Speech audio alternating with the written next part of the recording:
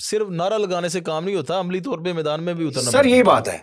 मैं आपको बताऊं, मैंने जब किया तो मैंने 150 रुपया जो है ना पूरे साल का एक पौधे की जो कॉस्ट निकाली, एक पौधे पे पूरे साल का खर्च कितना आता है, 150 रुपया जो सायादार पौधा है, और 200 रुपया जो फलदार पौधा है। सही, ये मैंने कॉस्ट निकाली।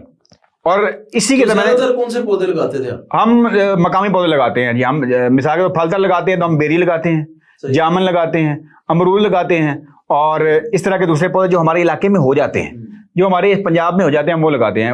जिनकी देखभाल भी इतनी नहीं करते। बंदा कहना कि मैं बहुत रेयर पौधे, बड़े अच्छे पौधे ला के लगाऊं, तो भाई वो हमारी इन्वायरमेंट में नहीं चलते। अब यहाँ पर अखरोट लगा के लगा दें, आप शौक आपका है, वो एक शौक की हद तक एक आधा पौधा हो सकता है।